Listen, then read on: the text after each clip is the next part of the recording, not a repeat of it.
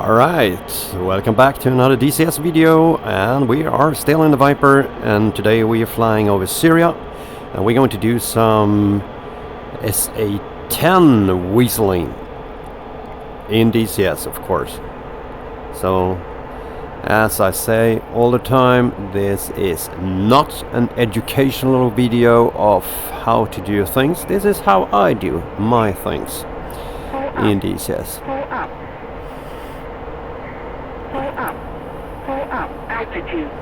Altitude. I know where the target is, so I'm going to fly pretty low to that location. Let's see, we have fuel 11 something, probably 11.8 I guess.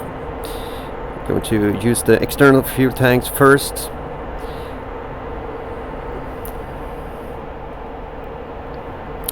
Let's see, head out. Display, there we go. Just going to calibrate that one as well.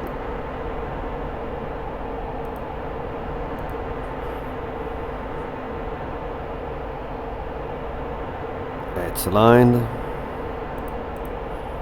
Looking good. Looking good. Alright, there we go. At the ground. Powering up the 105s.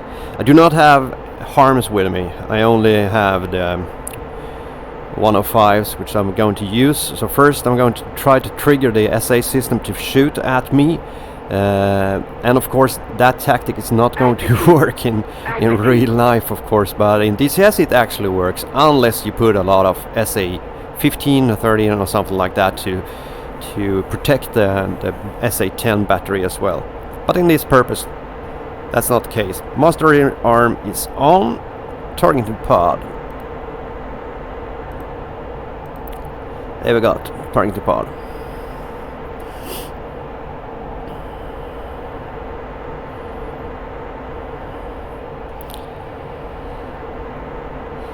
Here we go. It's on the other side of the mountain ridge.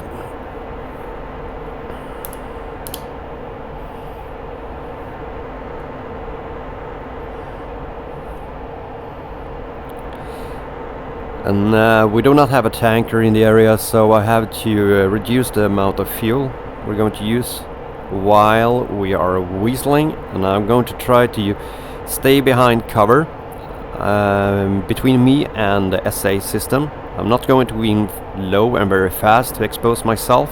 I'm going to keep behind cover, do some pop-ups, see if I can trigger the SA system to shoot at me, and after they have shot up most of their missiles, or everyone, I'm going to run in with my system, with my 105s, and try to take out the SA system. There we go, they have seen me.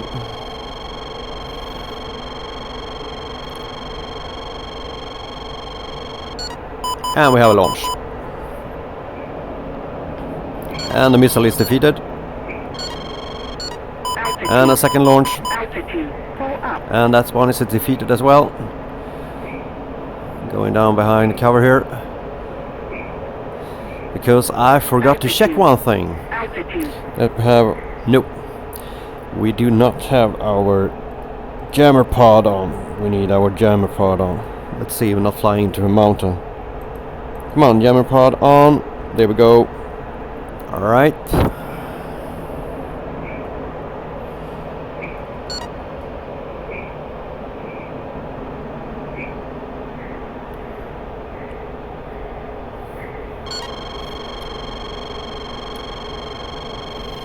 We can see the SA system straight ahead with their radar exposed, and they have a launch.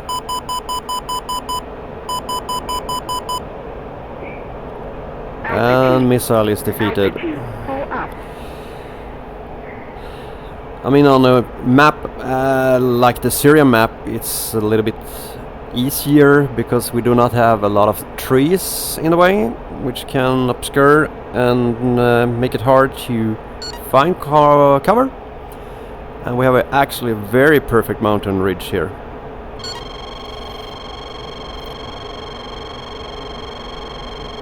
Let's see if we can find, let it have it triggered again. And there we have a launch. And we go down. Cover. Altitude. Altitude. Pull up. And you can see the smoke trail over there. I will try to get a little bit closer. We have a second mountain range between my position now and the SA system. Let's see if I can use that one in a way. We're quite low. Try not to hit the ground. That would be a bad thing. Let's see if we can use this one as a cover.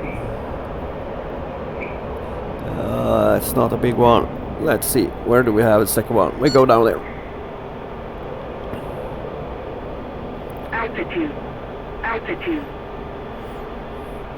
And with that we're going to get really close to the SA system.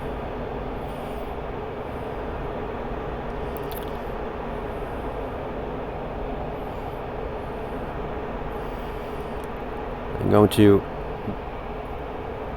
come a little bit closer to the ridge before I pop up.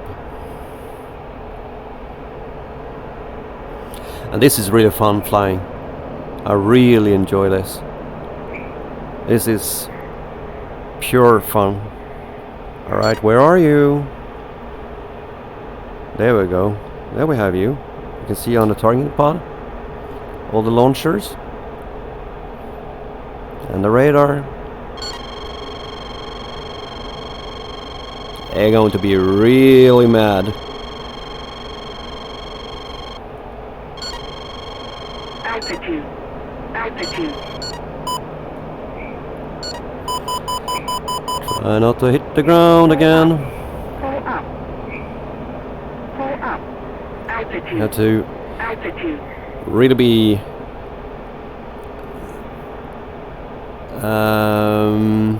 thinking that you're going to have a sink through when you are pulling the stick backwards.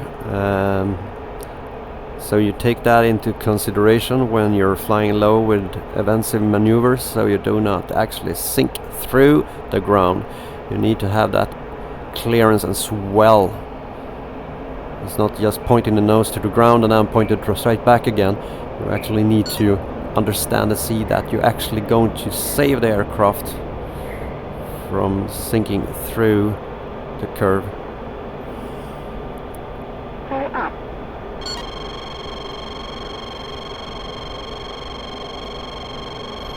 Right, fuel state 10.2. Oh, we have a lot of fuel. With a fuel flow of 11,000 we can be here, yeah, for like, I would say 50 minutes. Oh, there we got a launch. And defeated. Second launch. Watch that so it doesn't sink through.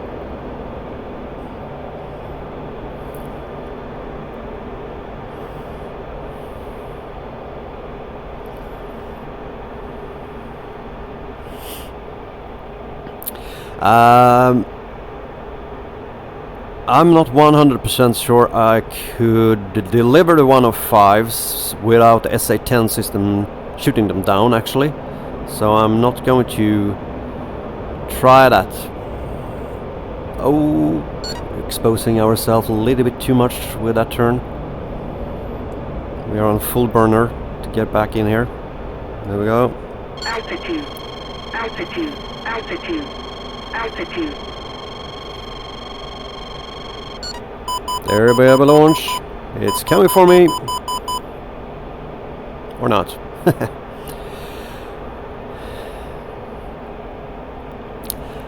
Well, as I said, I really enjoy this peekaboo flying. And it's even more fun if you're one or two flights as well. That can be extremely efficient in DCS. In real life, that would probably be a completely different story. Oh, we're not going that way. Come on.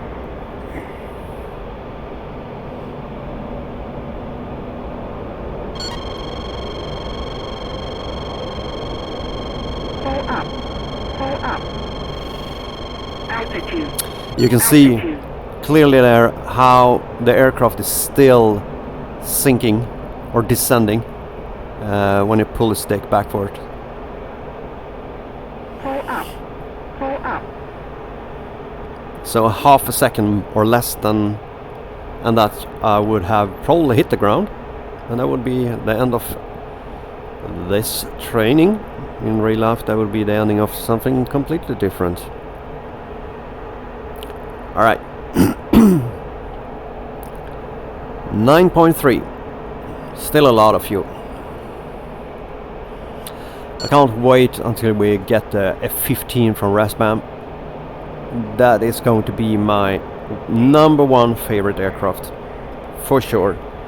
I'm a typical air-to-ground guy. I prefer working air-to-ground, as I find that more exciting, or it suits me more. Altitude. Altitude. Pull up.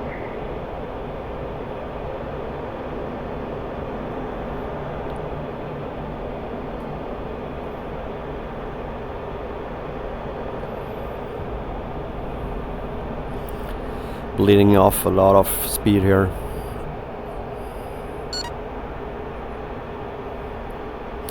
So, when do I know that the SA system has shot all their missiles? Well, in DCS you can find that out pretty easy. Most of the time the SA system just goes quiet. It doesn't lock. The radar is no longer going to lock on you. Because there is no point when they don't have any missiles. So when you start to see or feel that the system is no longer locking you, then I would say it's more safe to advance towards the SA system. I would still be cautioned and not move straight in at first, just to be 100% sure that the SA system actually has fired all its rockets. It's better to be on the safe side. I think, for instance, now I'm staying up at this altitude, 4,400 feet. We are very close to the SA system. I would say they probably shot out all the missiles, and they are currently reloading. So now it's a good time to take out their system. I think we're first going to mark this one and turn in and release our CBU 105s, and then go back to cover again.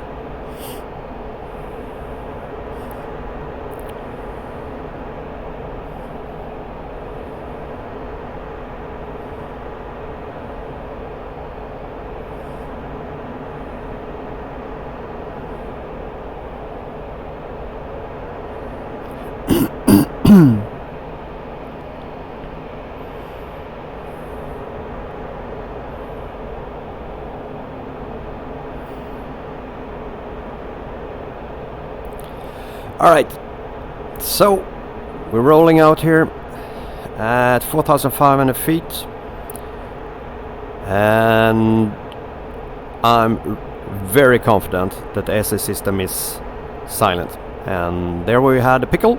The 105 is on its way. I'm going to turn away again. I don't need to guide this, it's a bomb, so I can turn away immediately.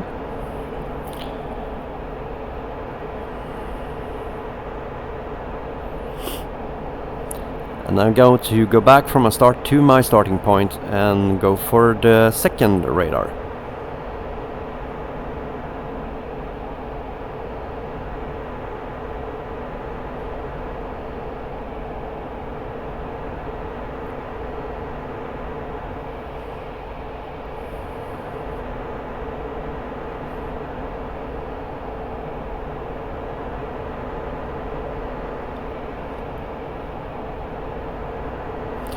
There we go. Let's see, where do we have the big one?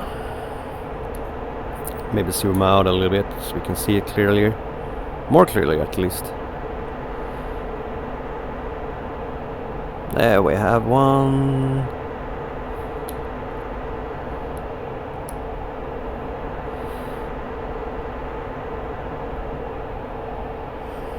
So we're going for that one as well.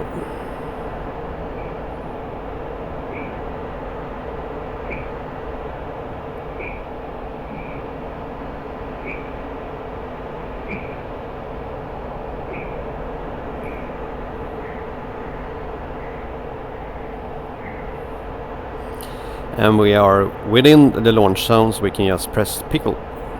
And there we go.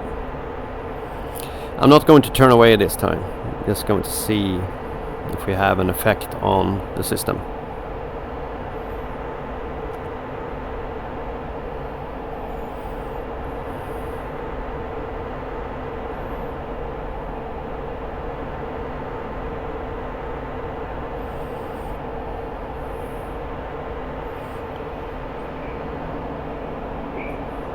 I prefer to do this actually with the Mavericks, but at this time, when I'm doing this video, the Maverick is actually not working in DCS for the F-16s. So otherwise I would have used the Mavericks, as it is more precise weapon, and I can carry 6 of them, and I can take out the 3 radar stations and something else as well. So, oh, there we got a nice hit.